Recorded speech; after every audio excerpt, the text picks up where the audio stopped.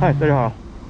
这台是春风的500 SR， 我们把它借出来看一下整体的动态以及静态细节的一些表现。我们话不多说，上车。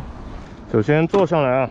坐高落脚性还是非常不错的，挡杆和脚踏之间正好留出了腿部的空当，没有刻意的去够的状态下，双腿能够有一定的弯曲角度，全脚掌着地。整个坐垫的支撑性和舒适性平衡的是比较好的，油箱这个位置收窄的弧度也是刚刚好，没有特别不舒服的地方。OK， 第一视角上面这些手把按键开关是450 SR 上面那一套比较熟悉的开关，三星的造型比较复杂，做了一些这种收窄和凹凸的设计。然后上面有一个 CF Moto Racing 的一个钛齿，这个钛齿整体的质感，包括整个和谐的程度，放在这一台车上面是一个加分项。然后仪表依旧是系列的这款仪表，前面有2个冲压进气的一个风道，然后前减是阻尼可调的。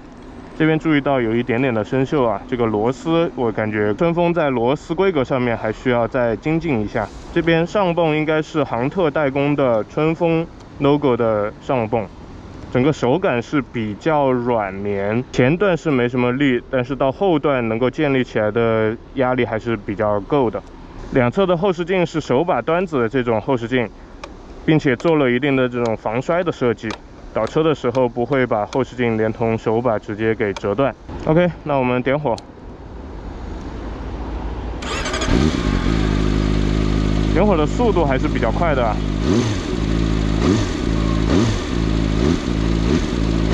仪表的这个响应也是比较迅速的。目前这个界面转速位于右侧，然后有一个整个动力曲线的一个图在左侧，然后有前后的胎压监测，这个还是原厂配置的，这个功能还是比较好的。OK， 我们打到1档，简单听一下声浪。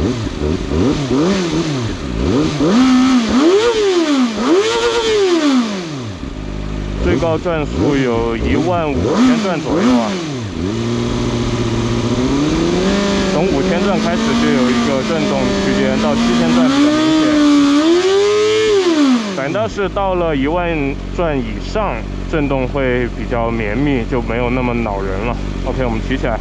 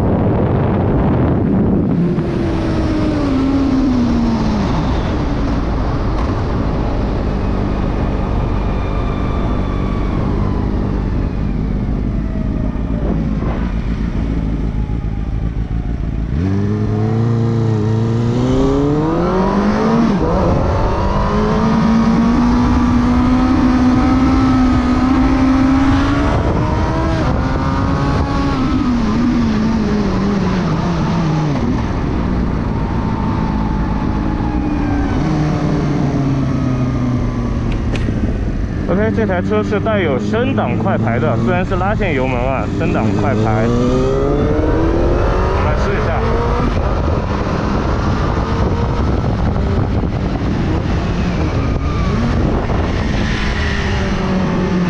来试一下，刚才有一点点。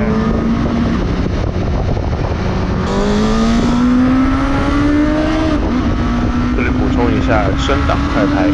因为车机系统里面将此功能进行了关闭，所以说不能实现油的同时提供升档。然后目前是带有 TC 的 ，TC 是2级可调加关闭。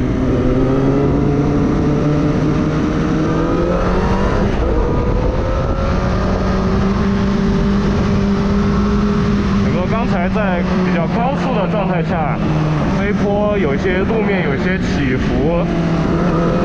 悬架的支撑性和转向的这个稳定度还是不错的。包括我这样高速的这样变线，龙头都是比较稳的，它是一个偏向于直行的一个龙头，但是你在倾倒的过程中并不是特别的强板啊，还是能够比较快速的翻身。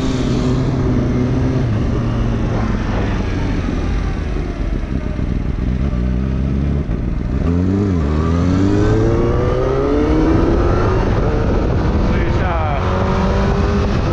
刹车啊，我们控制在40，这个是英里表，40，两指。OK， 这个双闪的警示灯也出来了，证明 ABS 已经触发了。我们再试一下。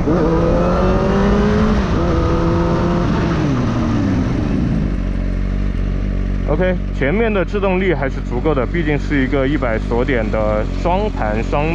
卡钳。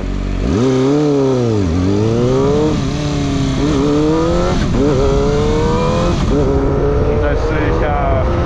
前后刹一体4指的状态啊。OK，ABS 的弹手动作会比以前的春风稍微好一点点。还是有一个明显感觉到手和脚都会有弹手的动作。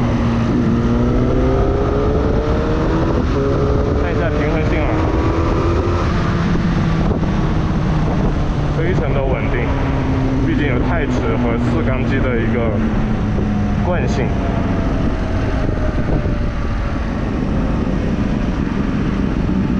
4档啊，一点都不喘。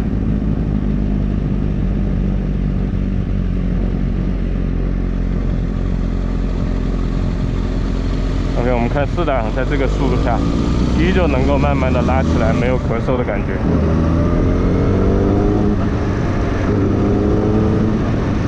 可以当成自动挡用了。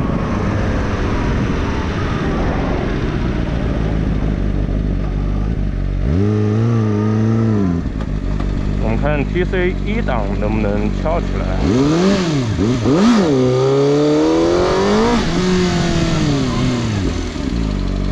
完全不能翘，但是可以在这个基础上来做一次加速啊。它还是会切断动力。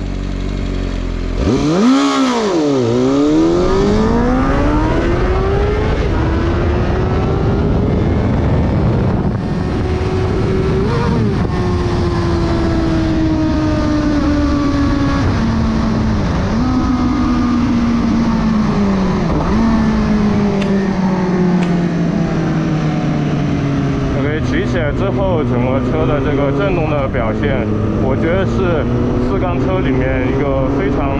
优秀的表现了。在5000转以前的整个动力的表现也是能够达到这个排量的双缸车的一个感觉，并不是特别的差，不能用的状态，不是的。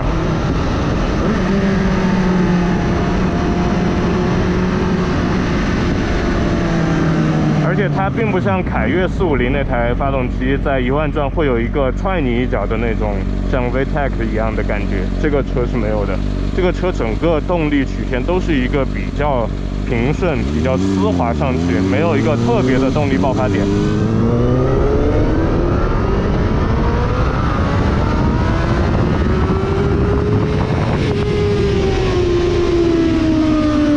而且高转的整个的延展性也比较好。5000转的时候到7000转，震动会比较的烦人，大腿和手把上面都会有一个比较明显的震动。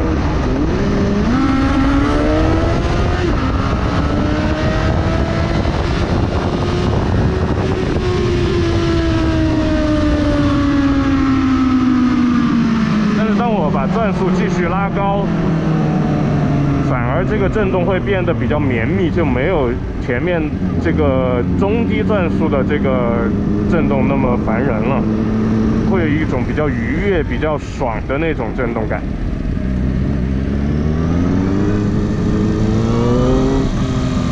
排气也属于是比较浑厚，不是那种比较炸的排气。听感上面来说不吵人，但是也不是炸裂的感觉。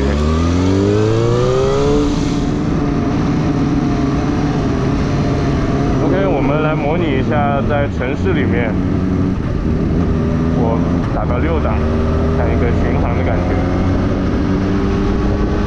60的巡航啊，现在是，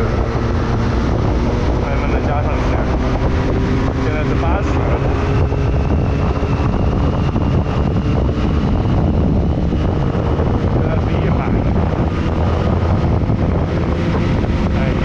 这个巡航在5000转以内，整个的震动控制的比较优秀，是一个比较舒适的巡航区间。而且我上半身的坐姿并没有比我改装之后的500咖啡战斗，感觉还是坐的比较舒展的，手上的压力也是比较小的。不过在油箱夹持感方面，我这个身高，如果我稍微往前面坐一点点啊，我的膝盖是能够碰到它准备好的这2块胶块的这个位置，车架的这个位置会正好卡上去。如果激烈驾控，可能会觉得膝盖内侧会有一点点的这种不适感。如果我往后坐，整个腿就能够直接夹在这个侧面的这个板上面，前后的这个空间还是比较宽大的。当你趴车的时候，你能够和油箱产生一个比较好的呼应，油箱也不会硌着你的胸，然后前方的这个趴头的位置也是一个塑料盖板，不会把头盔或者油箱磕出一些不必要的花纹。OK， 我们看一下仪表，把注意看这里的升档辅助是关闭的状态，如果关闭之后是什么效果？好 ，TC 已经关闭了。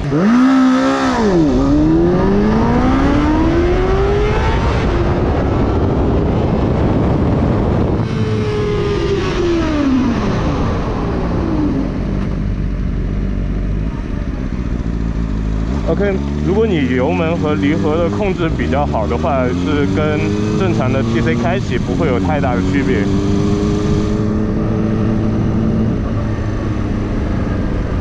OK， 仪表也是可以投屏的。这边有一键的这个 TC 的关闭按钮 ，TC2、TC1、TC2、TC1。可选信息里面有总计里程。这边自动亮度单位，我们把单位调回来啊。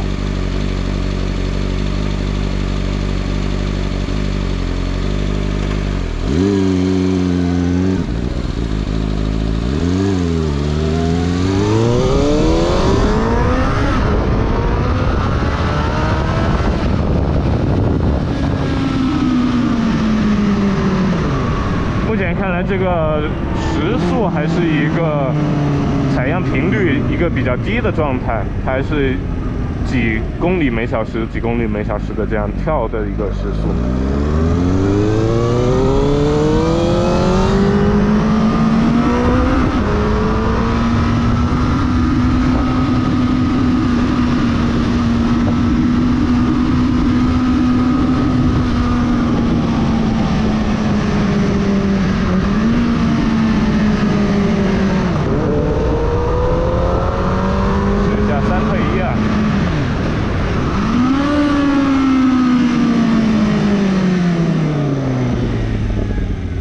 感觉这个滑离能够 hold 住的转速范围是比较大的，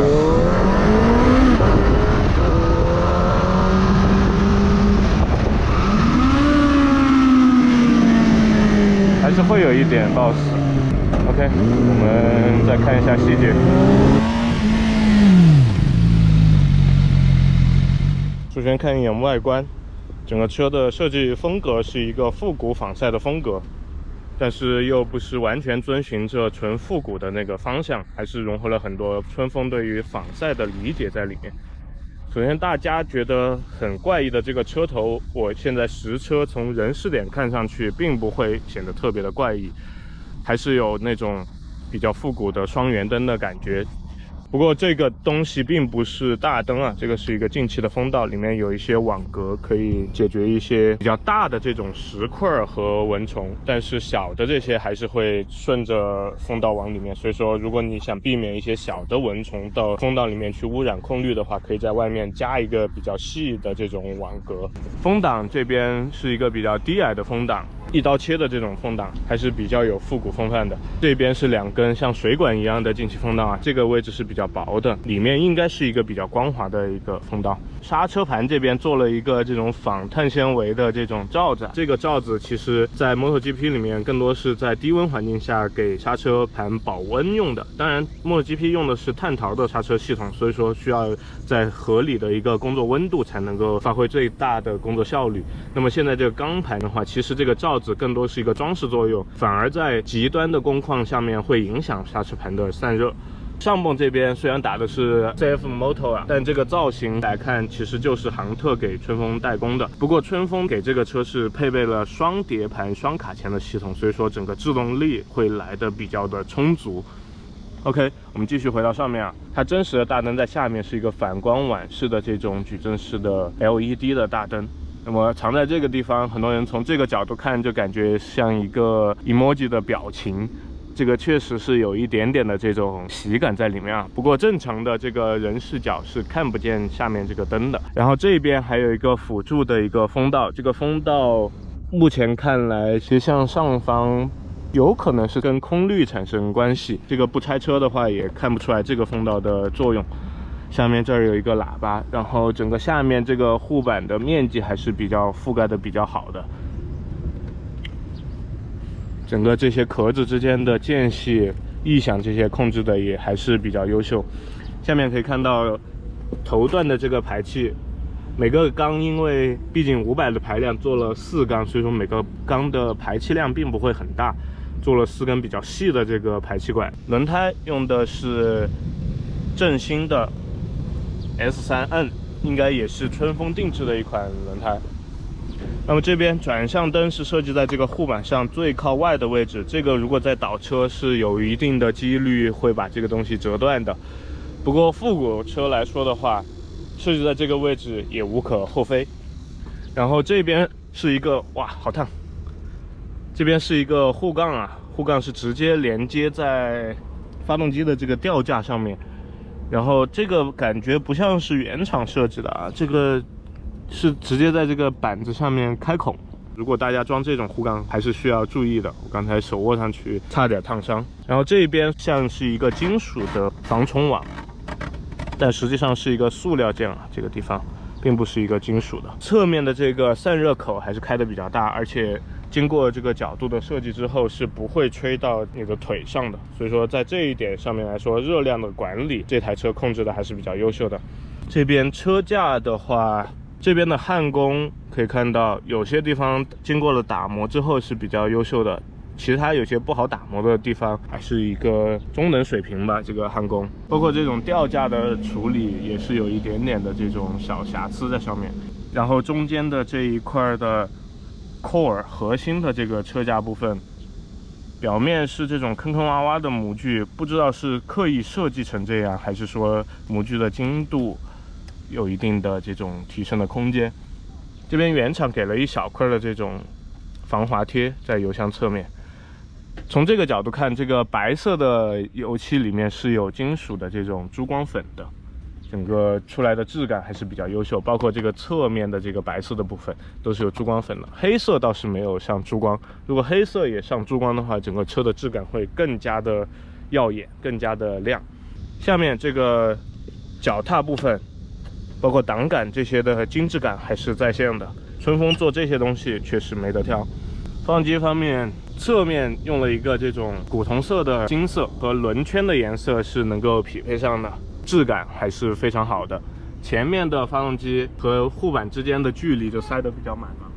不过后面便当盒这个位置，如果护板能够再护多一点，或者把这个焊点的位置调整到中上部，这个位置的质感就会好很多。这个4合1之后的这个排气的中段还是非常好看的，在这个位置一个非常亮的一个铜色，然后有一点点的这种烧蓝的感觉。中置的一个多连杆的后悬，阻尼是可调的，然后预载也是能够通过脚牙的方式去调整的。这边还可以看到这个快排机构啊，有点像称重传感器的这种快排方式。当你给它施加一个拉力的时候，它就会将发动机的这个转速或者喷油量给调低，来达到你快速换挡的目的。链条这边采用的是真核的520X，后面的齿盘是45T 的，兼顾了一点点这个车在低扭上面发动机本身低扭不足的这个劣势。注意到前座的脚踏下面是有一个这个平衡块的，也可以说是指正块吧，下面是一个金属，中间是一个软胶的连接，能够有效的缓解在脚部上面的这个震动。OK， 这边可以看到这个汽车钉啊已经都松了，这可能是后面店里装的，那边已经都掉了。然后这个车出厂的时候有很多的配件可以选啊，包括前面的这个刹车罩，然后后面的这个封闭式的轮毂也是可以选的。加气的嘴就必须从这个盖板上面打开。然后后刹看这个造型也是杭特的，这边后摇臂中间是有一块这个饰板的。这个位置其实这个饰板拆掉之后，这一块应该是一个镂空的感觉，不知道为什么春风要把这个镂空的后摇臂给封起来。这个仿碳纤碎纹的一个塑料盖板其实是可以取下来的。接着我们回到上面，刚才提到的油箱的这个收窄部分，收窄的恰好，没有收的特别的窄，给你的前端产生一些不适的感觉。同时也保证了在夹持感方面和塑料盖板之间的配合过渡是比较平整的。只不过在这个车架方面，因为这儿用了这种长架式的这种车架，所以说这一块是比较外凸的，然后迫不得已给上了2块胶块，来让你的腿不至于直接碰到这个比较烫的车架上面。这个位置的舒适性是在正常骑行姿势里面是不太友好的。巡航的过程中，如果把屁股往后坐，首先后面的这个支撑感是够的，然后同时你的腿就可以直接靠在这个油箱侧面上面，这个位置就是比较舒适的。然后前面可以看到这个刚才提到的塑料这个盖板的地方，可以在你趴车的时候给你的头盔提供一定的保护。然后这个钛齿的高度也是比较克制的，没有做的特别的夸张，特别的高，然后也保持了一个水平的这个位置，整个观感和实用度都还是控制的比较好的。然后这边还有一个阻尼的调节的旋钮，整个调起来的段落感啊，还有整个的质感看起来都是不错的。这边锁头这边整个质感我觉得也是在目前国产车里面算是做的比较好的，在这些周围的装饰件和这些提升情绪价值的东西上面，春风一直是比较花心思的。这边手把开关是450那一套，没什么好说的，整个质感和这些合模线的表现，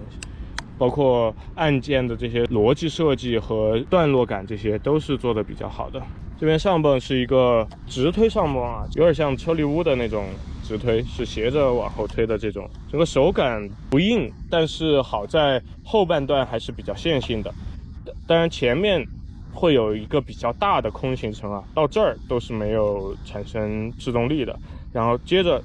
一旦到这儿之后，就会突然产生一个比较大的力。这个后半段虽然是线性，但是它是建立在一个非常高压力上的一个线性，前半段反而不能很好的去控制整个车的这个压力的建立。OK， 仪表方面，我觉得春风在最近这几款450上面都表现的比较不错啊。这个仪表的硬件跟450没有差别，但是里面的显示界面有了一定的重新的设计，而且因为它比较面对着骑士，骑行过程中你的身体是能够挡住这些反光的，所以说可视性和整个显示的细腻度都是很好的。不过目前我没有找到这个车的仪表界面能不能进行调整啊，在菜单里面也翻遍了，都没有看到这个仪表界面的这个调整。目前而言，这个界面上面显示的信息还是比较丰富、比较杂的。这边转速是一个半个的表盘，会有一点点的不太好认，而且前面的这个低转速区间是缩的比较小的，马力曲线反而给你了一个非常大的一个区域，会不会有点喧宾夺主的感觉了？车速也被挤到了一个比较小的区域。不过这个显示的内容确实丰富啊，有气温、时间。然后 TC 的开启，然后包括发动机的通电的状态，下面水温、剩余里程，然后档位、油耗、损失的油耗，然后几个总计小计的里程，包括侧撑有没有开启的这个状态，全部都显示上面。中间还有一个前后的胎压以及胎温，这些都显示在上面，是一个非常全面的仪表，但是显示的内容有点过于的多了。其实很多内容是我日常骑行并不需要明确的去看到的。我觉得与其往这个方面内卷，不如在这种仿赛车型上面直接设计一个赛道模式，能够直接监看这个马力曲线图，以及这个记录你的圈速和倾角这些东西，我觉得会来得更加的硬核一点。OK， 后视镜整个质感也是不错的啊，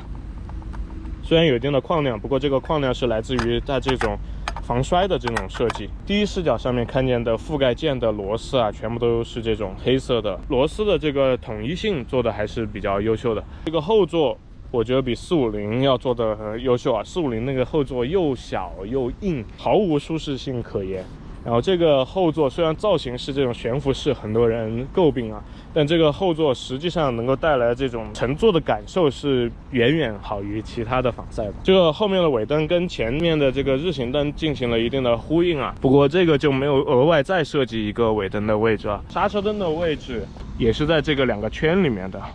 然后这个两个后尾灯我觉得倒是有点设计过度了，感觉不如一条横着这个灯带来的霸气。而且在以前的这种复古车里面，或者说正儿八经80、90年代的这些仿赛里面，也不会在尾灯上面出现这种两个圆形的这种设计。OK， 趁着现在等红灯，我们来总结一下这款车。目前看来，春风对于这款发动机的调教还是一个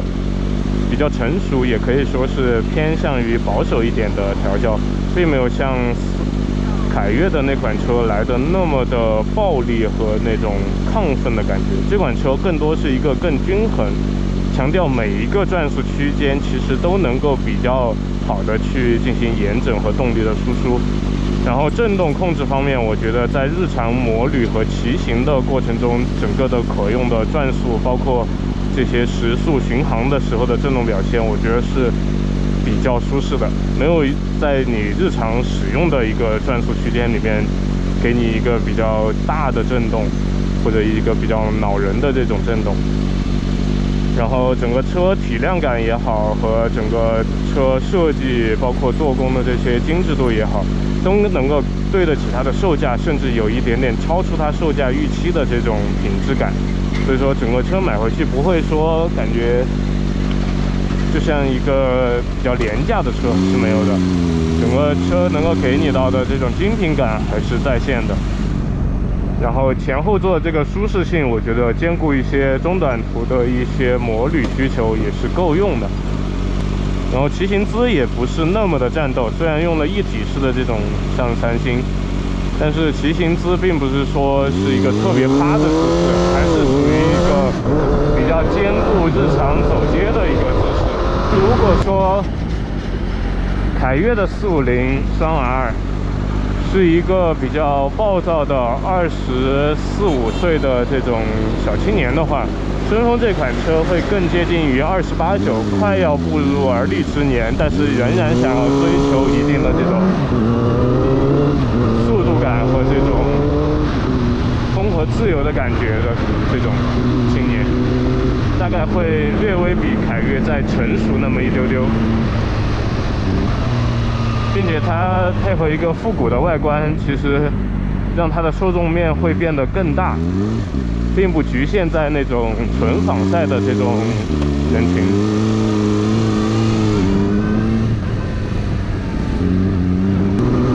它这个减震啊，确实非常的硬，这些减减速带过去之后，人都会被弹起来。目前这个速度还不算快啊，我感觉我的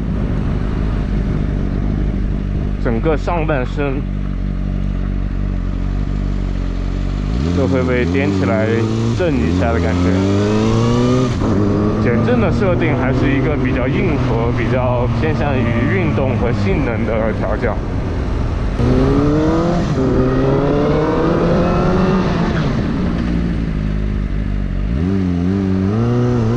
刹车的绝对制动力真的是足够的，但是在你想要轻轻的去控制这个刹车的时候，才能够给到你的这个行程可用的那一段，其实是非常小的、非常窄的一个空间。在建立比较大的制动力之后，整个刹车是一个比较线性的状态。OK， 那我们下次再见。你看这全是要交车的。